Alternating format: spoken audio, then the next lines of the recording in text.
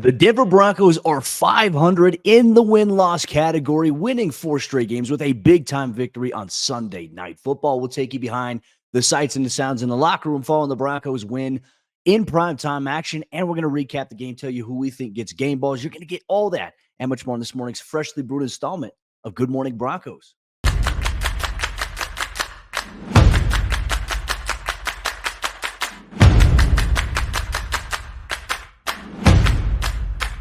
Good morning, Broncos country. Welcome into another episode of Good Morning Broncos here on Mile High Sports YouTube page. You can catch us every weekday, Monday through Friday, 9 o'clock a.m. Mountain Time, breaking down all things Denver Broncos, the recaps of the games on Sunday, and more importantly, a look ahead to what's coming for this Broncos football team that has rattled off 4 straight victories. I'm Cody Roark, Broncos reporter for Mile High Sports, and just a reminder here at MHS on our YouTube page, you get coverage of the Denver Broncos. You get coverage of the Denver Nuggets with the Pickaxe and Roll podcast by Ryan Blackburn. And you get coverage of everything that has to do with Colorado sports. And if you want daily insight as to what's going on, we have an app. Download the Mile High Sports app so you get all of the Colorado sports news on the Nuggets, Rockies, Avalanche, and the Denver Broncos, CU Buffs, CSU Rams, all on your phone. We have you covered with written content, their stories, what's going on at practice every single day. So check it out, download the app, and make sure also you subscribe here to our YouTube channel so you never miss out on the content and coverage we'll be providing here going forward. Mile High Sports is every team, every day here. Hey, Broncos country, good morning. It's a Victory Monday installment here of Good Morning Broncos. And for this Denver team to rattle off 4 straight victories, it's huge, right? Because coming into Sunday night's matchup against the Vikings, it was okay. The Vikings have won 5 in a row. They're on a heater. The Broncos have won 3 in a row. The winning streak for somebody has to end.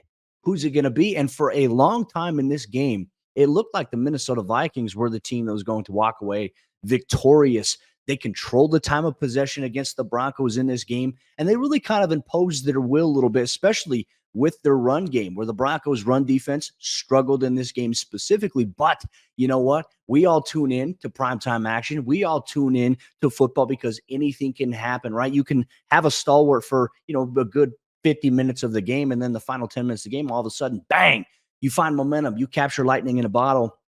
And that's what the Denver Broncos did defensively and offensively in this game to help them secure a come-from-behind victory. Russell Wilson leading yet another game-winning drive in back-to-back weeks to help the Broncos go to 5-5 on the season. Now, it wasn't pretty. Denver at one point in this game, look, their first touchdown of the game came late in that final minute against the Vikings.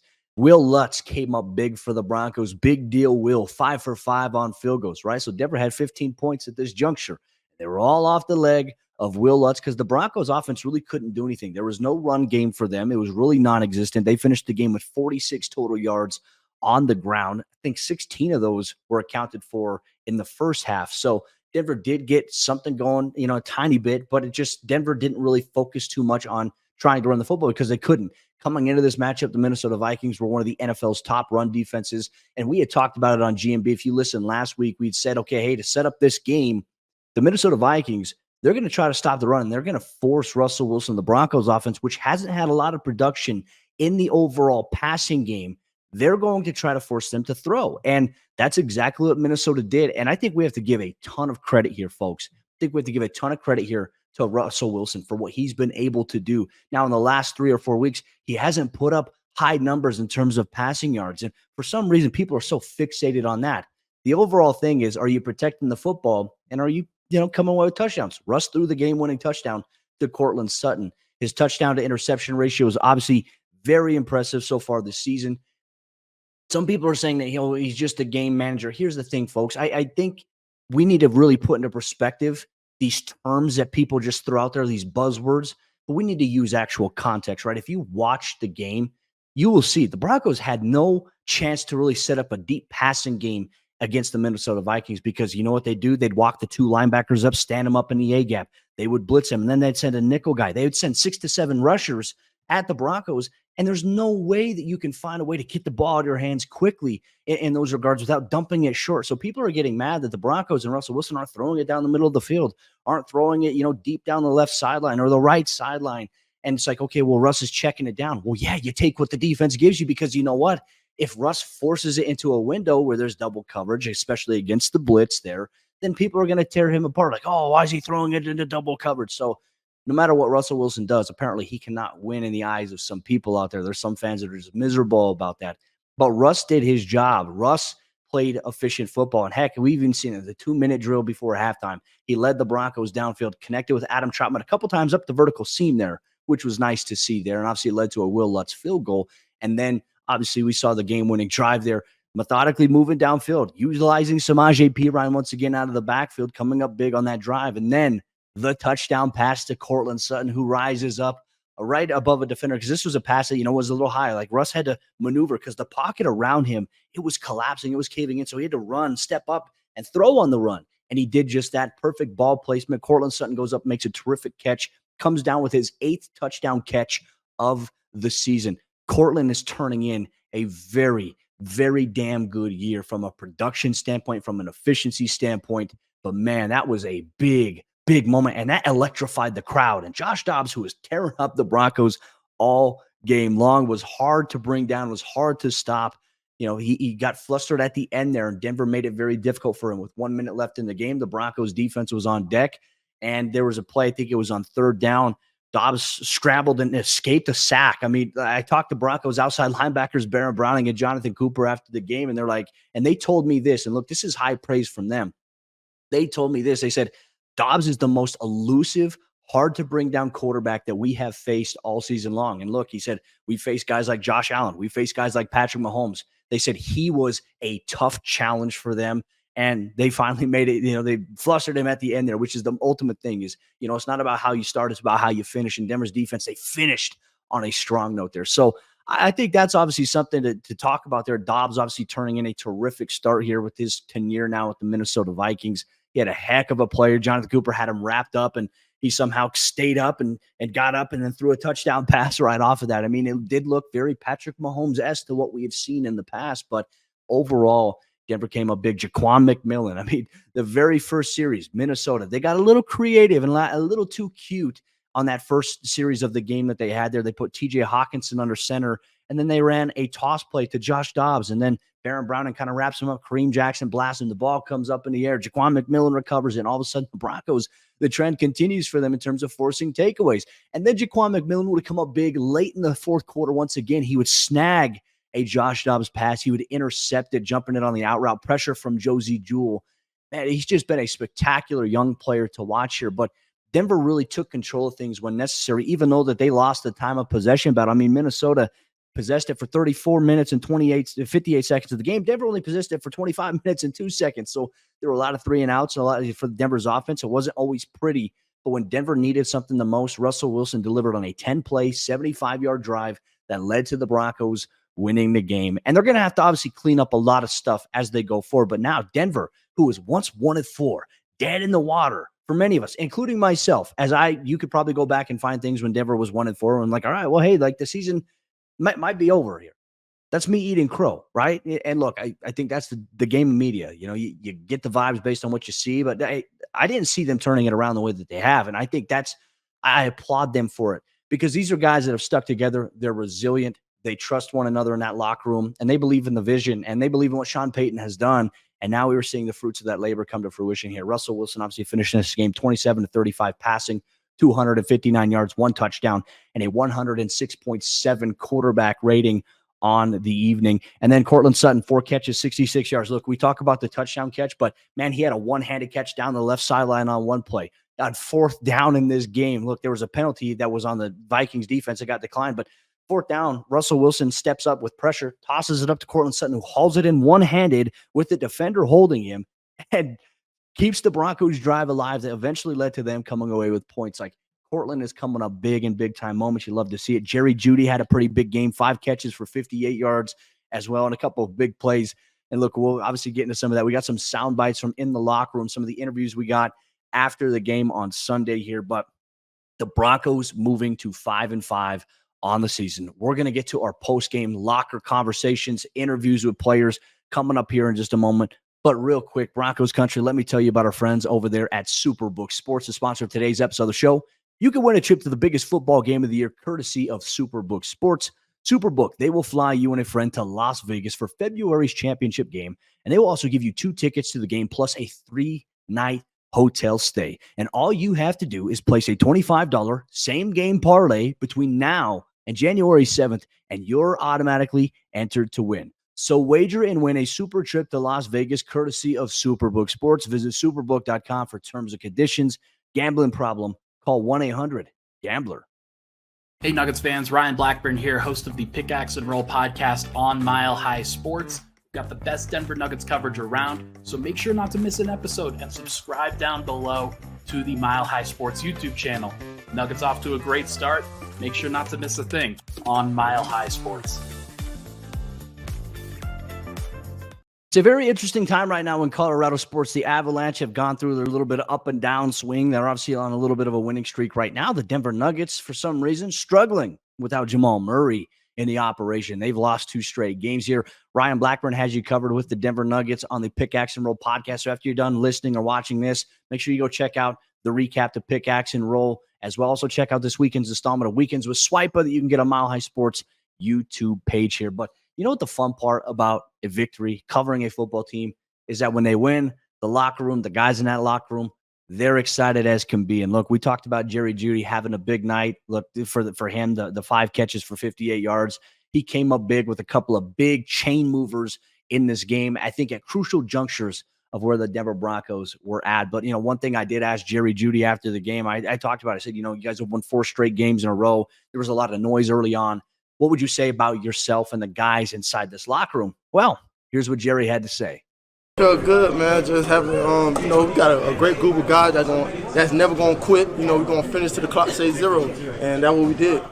That's exactly what they did. They fought and they clawed their way, especially trailing in a game in the final minute and a half where they have to march downfield and try to come away with a game-winning touchdown, obviously, with Russell Wilson to Courtland Sutton. And on that play as well, Jeudy was asked about, how did you feel when you saw Courtland Sutton catch that touchdown pass? Well, here's what he had to say about that.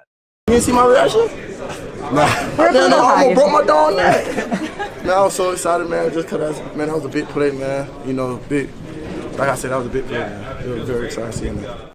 It was a big play. The Broncos needed that in a big way for Courtland to come up in that moment. Jeudy contributing on that drive. Now, look, there was a play in this game where Jerry – I mean, it was great on the broadcast. It was funny to see live. Like Russell Wilson fakes like an inside hand, throws a little bit of a smokescreen type of route to Jeudy. He catches it out right behind the line of, behind the sticks there, the line of scrimmage, and he runs forward for 3 yards. And then he kind of pumps fakes like he's going to throw it. He faked out the Minnesota Vikings defender, even though he was past the line of scrimmage. And then afterward, he pointed at the defender and he laughed at him. Here's what Jerry had to say about his moment there in terms of what he did, the thought process on the pump fake, and ultimately, it did help the Broncos win this game. I called it. The first thing I see was Corey. I was thinking about, what if I could have threw it? But I just pump faked. I don't know what happened. I just did it, to be honest. But you got somebody. I got him. Yeah, I got him. I don't know why he fell for it. I'm 3 yards past line of scrimmage. And that's what you get. Like, he points at him like, I got you. Like, that was one of the funniest moments of the game last night. But I also think for us as well, look, Jeudy is a guy that in the eyes of so many people, and look, I think media also paints this picture. I think fans see him on social media and they look at social media posts and they have this idea about Jeudy. But I tell you this, Jerry's one of the most energetic, electrifying personalities inside of the Broncos locker room. That was one of the funnest moments I think we've had in a post game with Jerry. Just his level of enthusiasm, his energy. I mean, he's hilarious. He's one of the funniest guys to be around. Love to see that here for Jeudy. But we also got to hear from the birthday boy. It was Justin Simmons' 30th birthday on Sunday Night Football. And obviously he came up big in that fourth quarter. 2 key pass breakups on TJ Hawkinson on that final drive to help the Broncos secure the victory. Justin Simmons talked about the win against Minnesota at times. Look, the run defense, they surrendered over, if I'm not mistaken, 175 yards on the ground in the rushing department. The defense had times where they got gashed and they bled a little bit, but they stuck together. They found resiliency. And in that final drive, they came up big when it mattered most. Here's what Justin Simmons had to say about the Broncos win on Sunday Night Football. I'm just so thankful. I'm so proud of the guys. And, it was dark there for a second. We hit adversity and just found a way to answer the call and win the game. That's what it took. They answered the call. They found a way to win the game. And more importantly, they fed off of the energy at Empower Field at Mile High. I mean, it was loud. And look, there were a lot of Minnesota Vikings fans that were at that game. There was a ton of purple. There was a ton of skull chanting going on. But ultimately, Broncos country silenced them there at the end. That might be the loudest I've heard. In that final minute when the Broncos defense took the field against Josh Dobbs, and it's like, all right, hey, whoever gets the stop on this, on this drive here, they're going to win the game, right? And ultimately, the Broncos came out on top. Justin Simmons said that he and his teammates, they fed off the energy from the crowd. I think, man, the fans were so great, man, and there at the end, we could feel the crowd roaring. Go, man, go, man, yeah, that's him! I mean, that's where football games are won. I mean, you play the whole game, and I always talk about there's those 4 or 5 plays throughout the game that win or lose you the game. And but at the end of the day, you have an opportunity in that 2-minute, defensively to go win the game, and that's what it's going to take. And we're going to have to keep doing that throughout the rest of the season. They put a lot of pressure on Dobbs on that final drive, and looked to the point where it led to a lot of pressure. He had to scramble back, and he had to just chuck it up there. Led to an intentional grounding, lost it down. So it would be 4th and 25. Minnesota had to elect to use their last timeout there, or their second to last timeout, to stop the 10-second runoff from happening there. And then Kareem Jackson comes up with a pass break up there. Dobbs tried to throw it downfield, and Denver holds on for the victory here. But even Justin Simmons, a guy who's been on this team for quite some time, has been on this team for as long as Courtland Sutton has been on the team for as long as Justin Simmons has. But Justin Simmons has been here since Courtland Sutton has arrived. And just to see the growth and the evolution, he gave a lot of high praise to Courtland Sutton, who's coming off, obviously, for him, 5 straight games with a touchdown catch here for the Broncos. 4-1 in that stretch here. Denver's on a roll. Here's what Justin Simmons had to say about his teammate, Courtland Sutton. Man, it's so great. He works so hard, and man, he's one of the best 50-50 ball catchers that I've seen and had the opportunity to play with. And it's more like 70-30 when the ball's thrown in his area. I mean, the way that he's able to keep his body in bounds and like contort his body to catch, one hand, two hand. It's just it's great, man. And Russ getting him the ball, the O-line being able to protect. And it wasn't all perfect tonight, by no means, but I think the most important thing is the win, and I'm so glad we won. Celebrating his 30th birthday with the win. He almost had his 31st career interception early on in the first quarter. When he goes back on the film room, he's going to want that one back there. But Denver grinding out a resilient win, improving to 5-5 on the season after a 1-4 start. And now they'll have a home game against the Cleveland Browns, whose offense is struggling, but they have a very, very good defense led by Myles Garrett. They're going to come to town this week. And so we'll have some previews, some build up to that matchup here on Good Morning Broncos, Tuesday, Wednesday, Thursday, and Friday. Actually, you know what? We may not have a show on Thursday because it's Thanksgiving. Unless I pre-record one, we'll put it out there. We'll see, where we're at here. But Broncos country, the vibes are immaculate right now here in the Mile High City. A lot of excitement around the Denver Broncos. After the excitement kind of fizzled out, they've recaptured that. And all of a sudden, Broncos fans have a lot of new energy, and we're excited to be along for the ride here. Good Morning Broncos. With that said, Broncos country, we'll see you tomorrow for a brand new episode of the show. It is a mailbag edition, so if you have any mailbag questions that you would like to send them in here on the YouTube comment section, or you can email them to me at cody@milehighsports.com. We'll answer as many as we can. We'll answer the best ones on tomorrow's brand new Good Morning Broncos. We'll see you then. What's up, guys? Kim Becker here with Mile High Sports. Make sure you guys are following us on social media so that you never miss a Mile High Sports daily. Monday through Friday morning, we'll post a video hosted by me catching you up on everything you need to know when it comes to sports right here in the Mile High State.